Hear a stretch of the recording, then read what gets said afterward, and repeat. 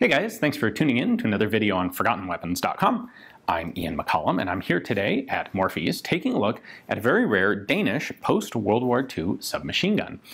This is a Hovea M-49, and it was actually developed originally for Swedish military trials. In the 1940s, during World War II, Sweden actually did a fair amount of arms development. They adopted a self-loading military rifle, something that very few small countries did during the war. And they decided that they wanted to replace their M37/39 Suomis with something that was a little bit cheaper to manufacture. The Suomi is a fantastic gun, but it's really quite expensive and complex to manufacture. In fact, we'll see even the Finns replace their Suomis with M44s, much cheaper stamped sheet metal tube-style guns. At any rate, the Swedish military put together a series of trials, a competition, and the two main players were Huqvarna with this and the Carl Gustav Stads factory, which produced what would eventually win the trials and be adopted as the M45 Carl Gustav. But Huqvarna didn't give up, and a couple years later, Denmark decided that it would like to have a new submachine gun. Now, the Danes hadn't been able to do any significant arms development during World War II because they were occupied by Germans pretty much the whole time. So in the aftermath, they're looking to foreign companies for submachine gun designs. Now, there is, of course, the Masson, which was only available in production really by 1950. This predates it a bit. And ultimately, this is what the Danish military would adopt, not any of the Masson designs. In fact, it's amazing how Masson managed to completely fail with every small arms venture they had after World War II. But I'm getting off track here. Really, this is extremely similar to the Carl Gustav M45. The one most significant difference is that this can actually take the Suomi drum magazines where the M45 can't. I know you're thinking about getting rid of the magazine well adapter in the M45, so let me show you that. I have here a Swedish M45 from which I have removed the magazine well component. And if we take a Swedish finished drum, it will fit, but it will not actually lock into place. Now, the quad stack does, but the drum does not.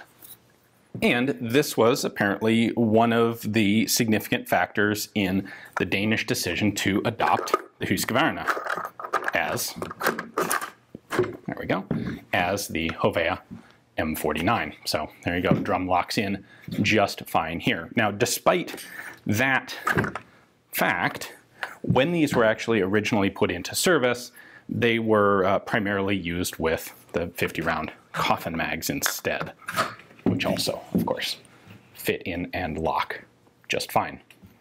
Also worth pointing out, the standard 36-round double stack mags also fit and lock just fine. Now, taking a look at this up a bit closer, we have a few markings here on the left side. This is marked 9mm MP, Machine and Pistol, M49. FKF is a Danish military property mark, and we have a serial number on the barrel jacket and also on the receiver tube. The gun is a very basic design, open bolt, simple blowback. One of the interesting features here is that there is no drop safety on the gun, or no automatic drop safety. So the bolt can come back to here where it could pick up a cartridge and bounce forward. Now, the way that that is handled is you can actually push the bolt handle in, and that will lock the bolt in place to prevent this from happening. However, for that to work, you have to remember to actually do it. If you want to safe the gun with the bolt open, you have a notch right here. It goes all the way back to many classic older submachine gun designs. So that obviously locks the bolt in place. There is no manual safety. There is no semi-auto switch. Very, very simple design, like I said. The rear sight is an open notch, and you've got two different heights. There's a 50-meter and a 100-meter setting that you can rotate between. Front sight is this nice big square post with a nice big protective cage around it. The barrel jacket is very similar to the M45, although not quite identical. We have a barrel nut here, which is held in place by a little tab. There are a couple of teeth on that tab that lock into the barrel nut, and in theory what you do is pull this backward to retract this, and then you can unscrew the barrel nut. This particular one is really tightly jammed in place, and I don't want to try to force it, so there's not a whole lot there to show you anyway. The barrel nut comes off and then the barrel comes out, very much like an M45. At the back we have a stock virtually identical to the M45 stock, and what you have to do is push this out so that that tab comes away from the stock, and only then can you actually compress the stock. So pull that out, press the stock down, and then you can fold it. And around like that. Locks in place just with tension, so you can just pop it open if you need it, and the stock doesn't interfere with the magazine or the charging handle or anything else, so it can be fired with the stock folded. For disassembly, you simply push in the back of this end cap, rotate it just very slightly. These dimples lock into those slots in the back of the receiver. So we take the end cap off. That's actually two pieces that are locked together. There we go. Let's see how that works.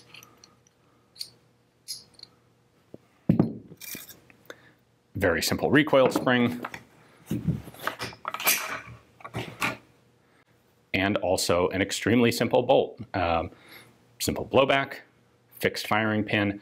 It is interesting to note that the front of this bolt is reduced in diameter. Not much is actually done with that reduced diameter though. There's just a little more meat in the trunnion here. On some other guns, most notably the M-49, this sort of feature is used so that the chamber is recessed inside a trunnion block, so if there is an out-of-battery detonation, it protects the shooter. In this case, the breech face is pretty much right at the same position that it would be if you had a full diameter bolt, so it's not entirely clear to me what the benefit was of doing this, but it is one of the few significant distinctions between this and the M45. The other real distinction between this and the M45 is simply one of construction, which is this is a single receiver tube with elements spot welded onto it for the grip, the stock, the trigger assembly, and the front and back sections of the magazine well. On the M45, the tube and this whole bottom section is a single piece of sheet metal that's bent around a mandrel, and then there's a seam at the bottom. So a little bit of construction difference between the two guns. In practical terms, extremely similar to each other. Now, this was adopted in 1949. The first batch of production guns were 750 guns made in 1950. Production was licensed to a Danish government-run arsenal in Copenhagen, where they were all produced. There was a bit of a change, however, in 1952. The magazine design changed. I believe what happened is they decided to get rid of the large capacity magazines, like the drums and the quad stack mags, and go to the same double stack 36 round design that Sweden was using at the time. Because there are those magazines made by Hovea for these guns, and that happened in 1952. And after that happened, there was a second major production batch of these guns, about 15,000, in fact 15,000 in total, and they would go on to serve in the Danish military for, well, into the 1990s. These were issued out to the typical people who get submachine guns, NCOs, drivers, armored vehicle crews, that sort of thing. Eventually, they were replaced by Diemaco C7 AR-15 pattern rifles. And when that happened, as best I can tell, the remaining available M49 Hoveas were actually given to Lithuania as military assistance, and they probably still exist over there, although I don't have any proof of it. I haven't seen any. If you happen to be in Lithuania and the military still has Hovea M49s, I'd love to hear from you. Let me know down in the comments. At any rate, these are, as you might expect from this sort of development cycle, extremely rare guns here in the United States. This is in fact the first one that I've ever actually seen in person. So very cool to have it here at Morphy's. It is a fully transferable, curio and relic eligible live submachine gun. So hopefully you guys enjoyed the video. Thanks for watching.